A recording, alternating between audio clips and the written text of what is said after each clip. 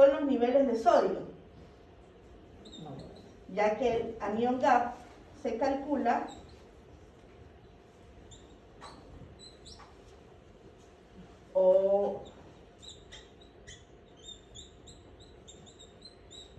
¿sí?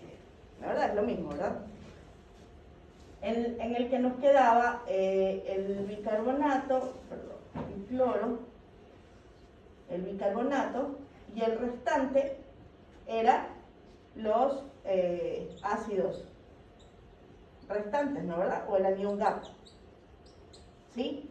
Cuando el problema está en el bicarbonato y el bicarbonato se recoge o disminuye,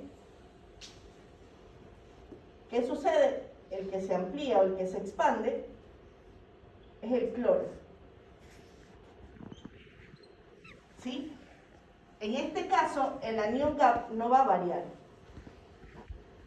Este es el tipo de alteración que provoca lesión en el riñón. O sea, en la que yo tengo que buscar que esa acidosis metabólica sea por causa renal.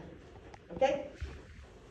¿Qué es lo que sucede cuando buscamos anion gap, un anion gap normal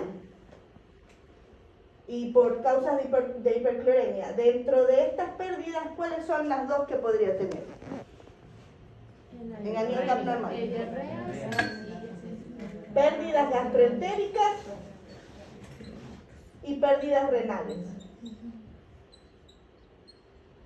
¿Cuál debería ser el comportamiento si mi paciente vino por diarreas de 10 a 15 por día, una deshidratación interesante, y ustedes hacen el cálculo del anion gap y le salió anion gap normal con hipercloremia y el paciente está en acidosis metabólica? Hidratar. Vuelvo a repetir, y todavía estamos en acidosis metabólica, anion gap. ¿Yo puedo decir que ese paciente tiene una acidosis tubular? Primero tendría que esperar a que supere su cuadro diarreico, que esté alejado de eso, para volver a repetir el anion gap. Y entonces revaloro si en realidad este paciente está teniendo una acidosis metabólica persistente con anion gap normal. ¿Sí? ¿Qué es lo que sucede muchas veces? Que en el otro tipo de casos, en los pacientes con anion gap elevado, al tener un anion gap elevado, ¿qué es lo que sucedió? Mi bicarbonato se consumió, pero mi cloro no está justificando ese bicarbonato. Lo que sucedió es que el bicarbonato disminuyó porque aumentaron los ácidos orgánicos. Entonces mi anion gap aumentó, ¿sí? Que es otro tipo de alteración muy diferente. Para empezar el estudio y tener la sospecha, lo primero que tengo que hacer es calcular un anion gap, ¿sí? Ok. Y calcular un anion gap lejos del evento agudo, si ese es el caso. Si el anion gap está elevado, hay que buscar cuáles son las causas que justificarían que ese anion gap esté elevado. Se me ocurre que puede que el paciente esté séptico, que lo vimos como causa de anion gap elevado, pero que el paciente esté séptico y haya tenido un punto de partida de un cuadro gastroentérico. Y entonces tenga diarreas también. ¿Se acuerdan que vimos al final cómo teníamos que calcular el delta gap con el delta bicarbonato? Y que eso nos daba una chance de saber si la alteración era metabólica o la alteración era mixta, ¿sí? Eso nos sirve para saber que mi paciente puede no necesitar bicarbonato, en un caso fortuito, ¿no? Puede no necesitar bicarbonato por el anion gap elevado, pero sí puede necesitar bicarbonato por el anion gap normal con pérdidas que está teniendo por la parte gastroentérica, ¿sí? Entonces, porque normalmente acuérdense que ustedes no van a tener indicación de reponer bicarbonato en un paciente que tiene anion gap elevado. No es la indicación reponer bicarbonato, excepto que estemos en rango de muerte, ¿no, verdad? Si estamos fuera de eso, la indicación va a depender de cuál es la pérdida. Si yo tengo una pérdida gastroentérica, tengo un paciente con ileostomía, tengo alguna cosa que justifique que yo tenga una pérdida de bicarbonato extra al cuadro que pueda tener el paciente con GAP elevado, eso justifica que yo haga una reposición lenta y mantenida de las pérdidas concurrentes o de las pérdidas que se producen durante todo el día, para apoyo de que ese bicarbonato no baje más allá de lo que está provocando el cuadro séptico o el cuadro de acidosis metabólica con anión GAP elevado. ¿Sí? ¿Me hago entender? En resumen, ustedes tienen que valorar el anión GAP en el contexto del paciente, no solo el papelito. ¿Sí? Y dependiendo del contexto del paciente y el anión GAP, ustedes van a saber si ese paciente, si estoy con un anión GAP elevado, probablemente no tenga que reponerle nada. Que voy a tener que, si necesito bicarbonato, voy a tener que considerar ciertas conductas como el valor del pH o el valor del bicarbonato como tal. Y que si por último, después de revisar eso, tengo algún cuadro que me genera pérdida de bicarbonato acompañante, eso sí justifica que de repente yo apoye con bicarbonato. ¿Sí? Es muy importante que ustedes lean la gasometría en el contexto del paciente y no solo la gasometría. Lo más fácil es ponerle medicación a un paciente, el tipo que sea. Es lo más fácil. Lo que tengo que considerar con eso fácil son las cosas secundarias que puedo desencadenar cuando hago correcciones que no debo. ¿Ok? Acuérdense que el bicarbonato se lo ponen fácil y 12 horas después tienen un niño con hipernatremia, que están queriendo ponerle agua libre. ¿Ok? Entonces, que tengo que considerar hasta cuánto puedo subir el sodio. Acuérdense que siempre se debe pasar en sexto molar para tratar de evitar ese tipo de subidas bruscas de sodio y que tengo que medir los electrolitos. De eso no se olviden. Ahora, con respecto a los tipos de acidosis tubular, el tipo 1 es el distal, porque fue el primero que se conoció, por eso el orden desordenado. El tipo 3 es la incompleta, y la tipo 4, que es la hipercalemiante. ¿Ok? Entonces, si yo tengo una acidosis metabólica con anión GAP normal, lo que voy a ir a hacer primero es a ver o a revisar el potasio para saber en qué grupo estoy. Si yo tengo un potasio elevado, entonces estas son las que a veces no se consideran del todo acidosis tubulares renales como tal, porque a veces no tienen que ver con el riñón, sino que es la parte donde el riñón va a hacer su efecto, el efecto de la aldosterona sobre la parte tubular. ¿Okay? ¿Qué sucede con esto de aquí? ¿Se acuerdan el dibujito del...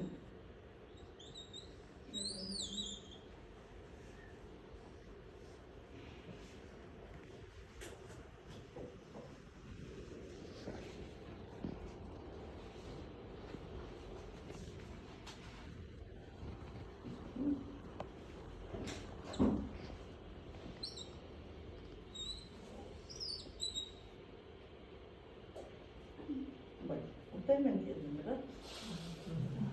¿Listo? En la parte, las acidosis tubulares por lo general no tienen afectación sobre la parte glomerular. ¿Sí?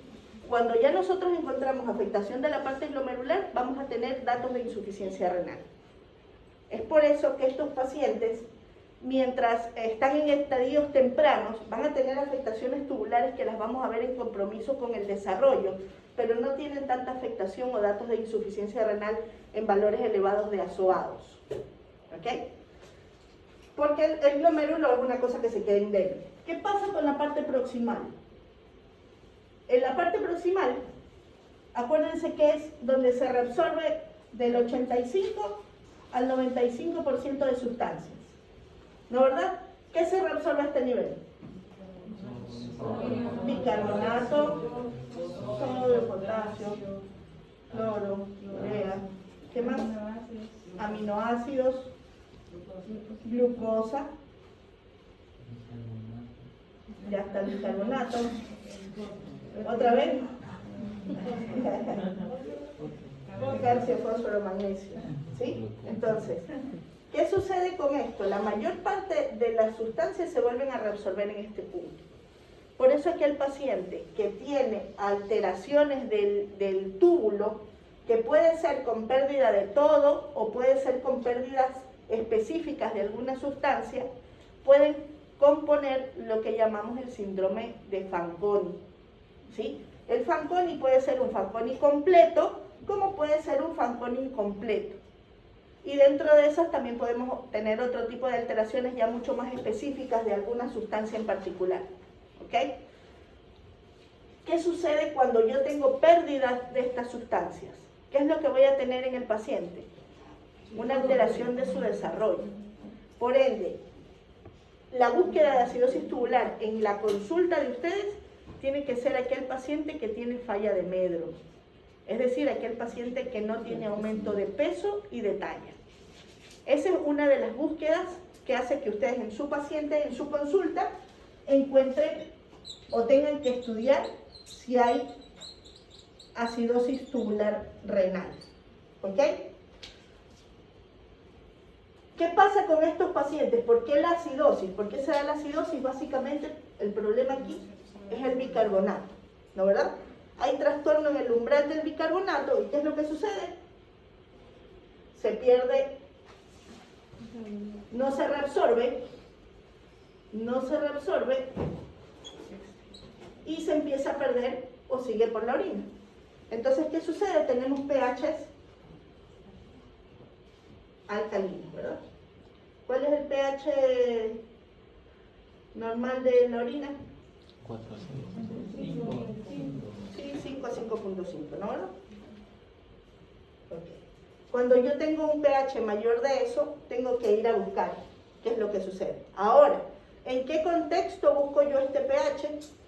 En un paciente que ya haya alcanzado una madurez tubular, ¿sí? O sea, no solo me voy a guiar en el pH. ¿Qué sucede? Que si comí muchas verduras o si estoy hablando de que no es mi primera orina de la mañana, muy probablemente no tengo un pH ácido, ¿sí? Entonces no lo voy a valorar como una alteración.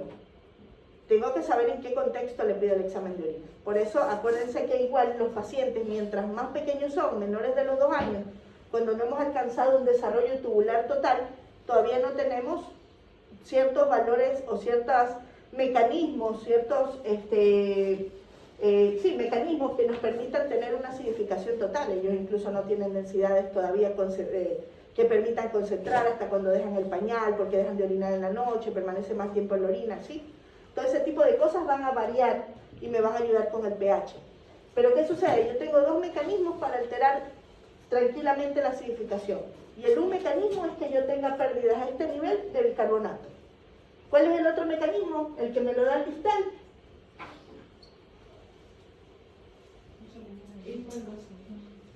Cuando estoy en el distal, lo que sucede en el distal es que yo no puedo eliminar los hidrogeniones, ¿sí? Quiere decir que aquí no acidifico porque pierdo bicarbonato. El bicarbonato es un álcali. Entonces, una sustancia alcalina que está neutralizando mi pH. Pero en la parte de acá, en la parte distal, que es la que en realidad da la acidificación de la orina, lo que sucede es que yo no pierdo hidrogeniones. El intercambio que hay entre sodio y el hidrogenión no se da. Normalmente, a esta altura, yo reabsorbo sodio y boto hidrogeniones, ¿sí? Entonces, los hidrogeniones en la orina van a darle la acidez. Cuando yo tengo alterado este mecanismo, lo que sucede muchas veces es que el sodio, al no poder intercambiarse con el hidrogenión, ¿a quién saca? ¿Quién es el que compite con el hidrogenión? El potasio. Entonces, el hidrogenión está dentro, me provoca acidosis. El potasio es el que se intercambia entre el sodio, porque el sodio tiene que absorberse en el cuerpo, ¿sí? Entonces el sodio se empieza a absorber y como no puedo botar hidrogeniones, tengo que botar algo de la misma carga, empiezo a botar potasio, ¿ok? Como provoco acidosis metabólica, ¿qué es lo que sucede dentro de la célula? Sale más potasio, ¿verdad? Y este potasio lo sigo botando yo por orina. Entonces, ¿qué sucede con este paciente? El distal, ¿cuál es la presentación característica que tenga? Hipopotasemia o hipocalemia. Es muy característico, cosa que no vamos a encontrar acá. Estos son aquellos pacientes que presentan calambres y fatiga muscular, ¿sí? Que presentan mucho dolor o que debutan después de haber hecho un ejercicio extenuante, por ejemplo. ¿Ok? Entonces, esa es la diferencia entre las dos. La más frecuente es esta, la distal. Es mucho más frecuente incluso porque puede ser provocada por cualquier cosa, incluso obstrucciones en el tracto urinario, la puede provocar alguna medicación persistente, los AINES, alguna cosa que persiste en el tiempo que pueda provocar una alteración renal que puede acompañarse de acidosis. ¿Ok? Cuando tratamos de una acidosis proximal, o cuando hablamos de una acidosis proximal, nuestra sospecha es esta. La verdad es que, por ejemplo, nosotros tenemos mucha dificultad para hacer este tipo de pruebas de bicarbonato. Se hace mediciones de bicarbonato en orina, igual que en sangre, pero el costo, por el hecho de que se utiliza el mismo gasómetro, se daña como que el kit que se utiliza, y resulta muy caro, porque de repente con ese kit hacen las gasometrías de 2 días. Entonces, y no tenemos un volumen de pacientes tan grande como para justificar ese tipo de cosas, pero nosotros nos acompañamos también de las otras pérdidas que podríamos encontrar, ¿sí? Entonces buscamos, cuando hay esa sospecha, si es que hay alguna otra pérdida de alguna otra sustancia.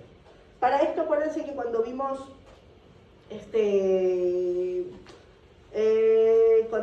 estudio de la parte tubular, vimos todo lo que eran excreciones, ¿sí? ¿Verdad? Ya, ahí en las excreciones, esa cara, ¿de dónde lo veíamos?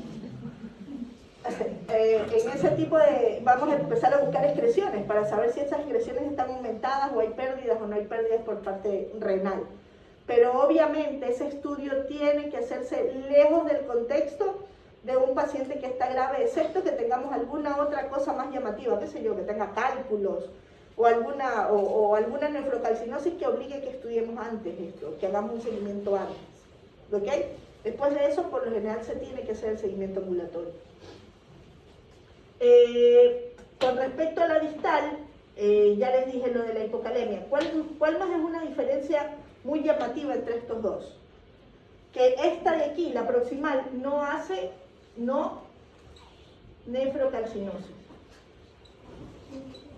¿Sí? ¿Por qué? Porque se pierde entre bicarbonato y citrato, y eso va a provocar que esto no deje que se precipiten sales que van a provocar calcio, que van a provocar acumulaciones en calcio, ya sea en el parénquima como nefrocalcinosis o dentro de la vía urinaria como litiasis renal. En cambio, el de acá sí lo va a provocar, porque este paciente tiene hipocitraturia, ¿sí? Al tener trastornos y con mayor eliminación de potasio y no eliminar ácidos, no tengo una orina acidificada, que es la que me da la defensa de formar cálculos. Entonces, en este paciente yo necesito reponer citrato para evitar que este paciente precipite y empiece a hacer cálculos o que empiece a hacer nefrocalcinosis. ¿Qué sucede con las nefrocalcinosis? Las nefrocalcinosis son depósitos de calcio en el parénquima. Ese depósito en ese calcio, en un lugar que no debería estar, provoca fibrosis. Y al haber fibrosis, si es una persistencia de la hipercalciuria, va a provocar retracción del riñón con disfunción del mismo, que me va a llevar a la insuficiencia renal. ¿Ok? Por eso es que lo primero que uno busca es tratar de controlar la hipocitraturia reponiendo citrato o bicarbonato en estos pacientes, para evitar que la persistencia de la salida del calcio provoque la lesión del riñón para llevarme a insuficiencia renal temprana. ¿Ok? Antes veíamos mucho más intoxicaciones por vitamina D, porque eran los frasquitos de raquiferol de 40.000 unidades, las vendían hasta en la farmacia del pueblito más chiquito. ¿Ya? ¿Por qué? Porque se la recomendaban a la abuelita porque el niño no está caminando bien todavía, ya tiene 1 año y no se para bien, y esto, otro, entonces les daban sobredosis de eso porque les mandaban a dar ampollas como una semanal, llegaban con un calcios terribles los que alcanzaban a hacer datos clínicos, porque algunos otros no alcanzaban a hacer datos clínicos. Nosotros tenemos un grupo muy grande todavía de pacientes que llegan en insuficiencia renal o que están en insuficiencia renal ya siendo adultos jóvenes que no tienen diagnóstico, que no sabemos qué sucedió en su momento, ¿sí? Y que no podemos biopsiarlo para saber, porque ya cuando la lesión está instaurada y el riñón está disminuido de tamaño, que es lo que pasa en la enfermedad crónica, no podemos hacer diferencial de cuál fue el origen de la enfermedad solo por la biopsia. Entonces, muchas veces no sabemos qué tantos de estos pacientes presentaron algún tipo de lesión, tipo tubular o por intoxicación, que no fueron tratadas, que a lo mejor no fueron diagnosticadas, que permanecieron en el tiempo y que obviamente llevaron a estos pacientes a insuficiencia renal, ¿sí? Por eso es muy importante que ustedes revisen y valoren en su paciente, en el del consultorio, el retardo de crecimiento, ¿sí? El retardo de crecimiento, la falta de alimentación, la presencia de cálculos renales, las pérdidas de apetito en el tiempo, hacen que ustedes tengan que buscar esto como una causa, y es una causa bastante frecuente, aunque no les parezca, ¿sí? Sino que a veces no medimos o no percentilamos al paciente. Acuérdense que una cosa es lo que nosotros estamos acostumbrados a ver aquí, que por lo general vemos pacientes descompensados y graves, pero ustedes en la consulta van a empezar a ver pacientes que tienen aparentemente un desarrollo normal, que los papás les dicen que no lo han traído porque nunca se enferman, ¿sí?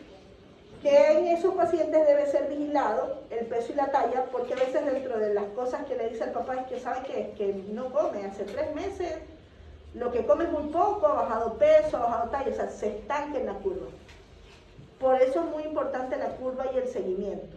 Si ustedes tienen un paciente, se me ocurre, que nació prematuro y que está creciendo desde que nació en su percentilo 5, si yo veo a ese paciente, pero crecer, así sea en el percentilo 5, puedo guiarme, con buena alimentación, puedo guiarme que eso es parte de su desarrollo. Que no es lo mismo que yo tenga un paciente en percentilo 50 que en el tiempo empieza a estancarse en el percentilo 10 o 5. Por eso la necesidad de percentilar al paciente en peso y talla. ¿Ok? Con respecto a las mixtas, a las incompletas, perdón, sí, en realidad hay de las dos cosas. Por lo general se presentan en los lactantes, en aquellos lactantes graves, en aquellos recién nacidos graves, que pueden tener pérdida de las dos, con afectación en los dos sitios, que tienen que ver mucho más a prematurez o a agresión de la parte tubular, que incluso a veces puede ser, una por la prematurez y dos por el uso repetido de antibióticos, dependiendo de la gravedad o el resto de la afectación del paciente. ¿Ok? Y bueno, la hipercalemiante, todo aquello que me provoque un potasio elevado me va a provocar una aldosterona. Una aldosterona baja, ¿verdad? Entonces, yo tengo que ir a buscar, cuando tengo un potasio elevado, qué es lo que puede estar justificando que ese potasio esté elevado. Acuérdense que si yo le estoy poniendo, que si mi paciente está obstruido, o yo estoy provocando una acidosis por alguna otra razón, muy probablemente tengo un potasio elevado, y con eso justifique una alteración o una inhibición de la aldosterona. Sí que la aldosterona sea la causa como tal. Después de pasado el evento, tendría que ir a buscar cuál es la causa, o sea, si en realidad es mi aldosterona la que está alterada o baja, o lo que se produjo fue alteración del propio momento. Rotura de glóbulos rojos, insuficiencia renal, algo que haga acidosis metabólica permanente, persistente, que haga que mi potasio se eleve y que con eso mi aldosterona se inhiba. ¿Ok? ¿Qué pasa con respecto al tratamiento? El tratamiento va a depender de lo que yo tenga afectado, por eso la necesidad de revisar qué es lo que estoy perdiendo. Si dentro de las pérdidas tengo calcio, tengo fósforo, tengo magnesio, entonces sí, tengo que reponer lo que esté perdiendo dependiendo de los valores que tenga en sangre. Acuérdense que eso lo vimos cuando vimos hipocalemia, hipomagnesemia, vamos a saber cómo reponer. ¿Qué sucede si lo que estamos perdiendo es citrato? Estamos hablando de una acidosis tubular. En este paciente, nosotros por lo general intentamos utilizar citrato que va a evitar la precipitación. Estos son hipocitratúricos, ¿sí? Entonces nosotros hacemos reposición con citrato. El citrato se puede utilizar de 1 a 2 por kilo.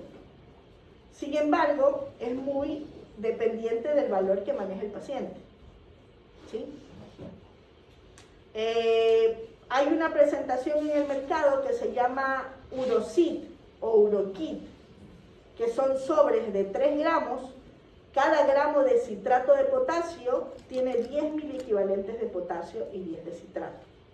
El bicarbonato de potasio también. Cada gramo de bicarbonato de potasio tiene 10 miliequivalentes de bicarbonato y 10 miliequivalentes de potasio, ¿sí? El Urokit sobre tiene 3 gramos y las tabletitas de Urocid son de 1 gramo.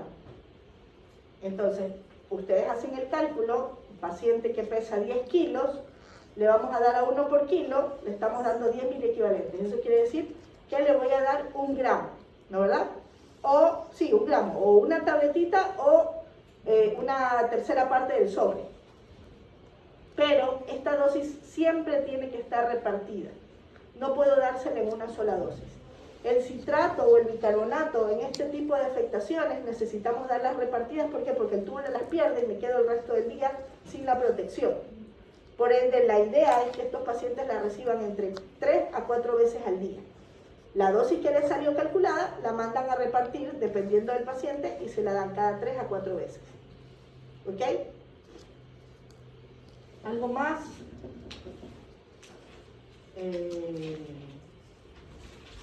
Su compañera lo dijo. ¿Por qué se produce el freno de estos pacientes? ¿Por qué hay la falla de Medro en estos pacientes con acidosis tubular? Por el crecimiento. ¿Por? Porque la acidosis interviene en la acción de la hormona de crecimiento y salen las cristales de hidroxiapatita del hueso. Eso provoca los cálculos. Lo que provoca el freno del crecimiento es la inhibición de la hormona de crecimiento.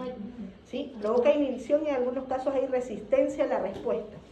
Se inhibe la lisiloxidasa también del colágeno, exactamente. Y lo otro, lo que va a provocar esto es que al tener acidosis, yo necesito tener un álcali. Y el bicarbonato lo estoy perdiendo. Entonces, ¿qué sucede? Salgo hidroxiapatita, que es la forma alcalina que tengo depositada en los huesos en mayor cantidad. Y por eso es que al tener más calcio circulante, el calcio empieza a depositarse. Y provoca nefrocalcinosis o provoca litiasis renal. ¿Sí? Y obviamente me provoca una desosificación de la parte mineral ósea, que después puede acompañarse de curvaturas, de fracturas patológicas, de disminución de fusión de los huesos. Por eso cuando ustedes tienen genovalgo, genovaro, de pacientes que tienen escoliosis importante, esta es una causa que hay que estudiar. ¿Sí? ¿Por qué? Porque el traumatólogo no va a poder hacer nada mientras no se mejore la parte mineralizada del paciente. Mientras nosotros no repongamos las pérdidas y volvamos ese hueso a la fuerza, el traumatólogo al meter el hueso es como ponerlo en banda, se les vuelve a romper, no pueden fijar. ¿Sí? Entonces necesita el paciente primero volverse a remineralizar antes de someterse a la parte quirúrgica de la parte traumatológica.